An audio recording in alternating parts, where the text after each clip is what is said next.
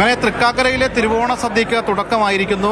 രാവിലെ 10:30 മന്ത്രി പി രാജീവാണ് ഇത് സംബന്ധിച്ച് ഈ ഭദ്രദീപം കൊളുത്തി ഈ സദ്യയ്ക്ക് തുടക്കമിട്ടത്. നമ്മളൊപ്പം ഇപ്പോൾ വിശിഷ്ട അതിഥികളൊക്കെ ഉണ്ട്. AN രാധാകൃഷ്ണൻ ഉണ്ട്. ഈ തൃക്കാക്കരയിൽ കാലങ്ങളായിട്ട് സദ്യ കഴിക്കാറുണ്ടോ? സാധാരണ ഉത്തരാടത്തിനാണ് വരാറ്. സാധാരണ തറവാട്ടിലാണ് ഊണ്. ഇക്കുറി തിരുവോണം നാറിൽ നമ്മുടെ ഈ പ്രധാന തറവാട്ടിലേക്ക് മാറ്റി. എന്തായാലും ഹാപ്പി ഓണം. സന്തോഷം. തീർച്ചയായിട്ടും അങ്ങനെ എല്ലാ വിവിധങ്ങളായിട്ടുള്ള ആളുകളുണ്ട് ഇവിടെ ഈ സദ്യ ഉണ്ണാനും മറ്റുമായിട്ട്. നമ്മോടൊപ്പം ഇപ്പോൾ മന്ത്രി പി രാജീവ് ഉണ്ട്. നമുക്ക് മന്ത്രിയോടുകൂടി ഒന്ന് ചോദിക്കാം. ഇക്കുറിയും തൃക്കാക്കരയിൽ ഓണസദ്യ അല്ലേ? എല്ലാ വർഷവും ഇവിടെ തന്നെയാണ്. നമ്മുടെ മണ്ഡലത്തിന്റെ ഒരു അഭിമാനമാണല്ലോ തൃക്കാക്കരയിലെ 10 ദിവസം നീണ്ടുനിൽക്കുന്ന ഓണാഘോഷങ്ങൾ. ഇത്തവണ എല്ലാ ദിവസവും സദ്യ ഉണ്ടായിരുന്നു. ഇപ്പോൾ പരിപ്പും പപ്പടം കഴിഞ്ഞു, സാമ്പാർ കഴിഞ്ഞു, മറ്റതിലേക്ക് കടന്നുകൊണ്ടിരിക്കുകയാണ്. ചൂരൽമല ദുരന്തത്തിന് ശേഷം കേരളം ഒരു വീണ്ടെടുക്കലിന്റെ ഘട്ടത്തിലാണ്.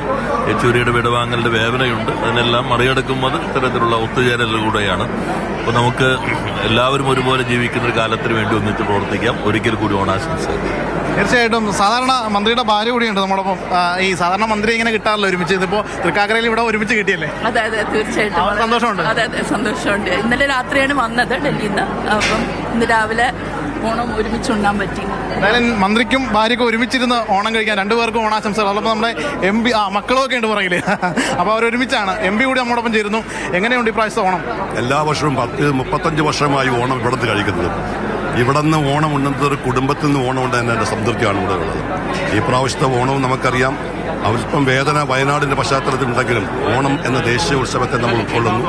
സ്നേഹത്തിന്റെയും സാഹോദര്യത്തിന്റെയും സമഭാവനയുടെയും സന്ദേശമാണ് ഓണം ഒതുക്കുന്നത്. അത് ഇവിടെ നിന്നും ഈ ഭക്ഷണം കഴിച്ച് ഓണത്തിൽ പങ്കെടുക്കുമ്പോൾ കൂടുതൽ സംതൃപ്തി ഉണ്ടാകുന്നു. എല്ലാവർക്കും എൻ്റെ ഓണാശംസ. കുടുംബം എല്ലാം ഏതായാലും ഒരുമിച്ച് ഓണം ഉണ്ണാൻ പറ്റിയല്ലേ? അതെ അതെ, ഇവിടെ വരുന്നോണ്ട് ഓണം ഉണ്ണല്ലോ ഒരുമിച്ച് എപ്പോഴും നടക്കും. അത് തൃക്കാക്കര വന്നോണ്ട് അങ്ങനെ ഒരുമിച്ച് കുടുംബമായിട്ട്. അതെ അതെ, ഞങ്ങള് കുറെ നാളെ ഇവിടെ വന്നാണ് ഊണ് കഴിക്കാറ്. ഇപ്പൊ ഞങ്ങൾ ചാലക്കുടിയിലേക്ക് താമസം മാറ്റിയെങ്കിലും ഊണ് കഴിക്കാൻ വേണ്ടി ഇവിടെ വേണം.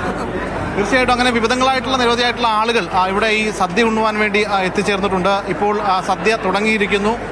ഈ സദ്യയിൽ ഏറ്റവും പ്രധാനപ്പെട്ടത് ഇവിടുത്തെ സദ്യ കഴിക്കുക എന്നത് തന്നെയാണ്. കാരണം ഓണത്തിൻ്റെ ഒരു പെരുമ തുടങ്ങുന്നത് തൃക്കാക്കരയിൽ നിന്നാണ്. അത് തൃക്കാക്കരയിലെ ഈ അത്തം മുതൽ തിരുവോണം വരെയുള്ള ഈ 10 ദിവസക്കാലമാണ് ഇവിടുത്തെ ആഘോഷം. ആ ആഘോഷത്തിൽ പങ്കുചേരാൻ തൃക്കാക്കരയിലെ എല്ലാവരും എത്തിച്ചേരുന്നു. അതോടൊപ്പം തന്നെ തൃക്കാക്കരയ്ക്ക് പുറത്തുള്ള ആളുകളുമൊക്കെ ഇവിടെ എത്തിച്ചേരും. രാവിലെ 10:30 തുടങ്ങുന്ന സദ്യ ഏകദേശം വൈകിട്ടോടുകൂടിയൊക്കെ തീരുകയുള്ളൂ. അപ്പോൾ അത്രയേറെ ഉണ്ട് തൃക്കാക്കരയുടെ ആ പെരുമ. എങ്ങനെയുണ്ട് തൃക്കാക്കരയിലെ ഭക്ഷണം? സൂപ്പർ. കാലങ്ങളായിട്ട് കഴിക്കാറുണ്ട് ഇവിടെ? ഇല്ല, ആദ്യമായിട്ടാണ്. എവിടെന്നാ വരുന്നത്? ഞാൻ ചോറ്റാനിക്കരയിൽ ആഗ്രഹം കൊണ്ട് വന്നാണ്. ആഗ്രഹം സഫലീകരിച്ചു. അത് 2 ഇല കിട്ടി. ഇവിടെ 2 ഇല കിട്ടി. അവിചാരിതമായിട്ട് 2 ഇല കൂടി കിട്ടി. അങ്ങനെ തൃക്കാക്കരയിൽ ആദ്യമായിട്ട് വന്ന് 2 ഇലയും ഒക്കെ കഴിച്ച് അങ്ങനെ 68 വർഷമായിട്ട് എനിക്കൊന്ന് എറണാകുളം തന്നെയാണ്. പക്ഷെ ഇവിടെ വന്നിട്ടില്ല ഇതുവരെ. ഭയങ്കര ആഗ്രഹമായിരുന്നു, അതുകൊണ്ട് വന്നായിരുന്നു. അങ്ങനെ ഈ എല്ലാവരുടെയും ആഗ്രഹങ്ങൾ നിറവേറ്റുക കൂടിയാണ് ഓണം എന്ന് പറയുന്നത്. അത്തരത്തിൽ എല്ലാ ആഗ്രഹങ്ങളും നിറവേറ്റാൻ ഇക്കുറി ഓണത്തിന് എല്ലാവർക്കും കഴിയട്ടെ. വേണുവിനൊപ്പം ശ്യാമപ്രസാദ് ഉത്തമൻ, മാതൃഭൂമി ന്യൂസ്, കൊച്ചി.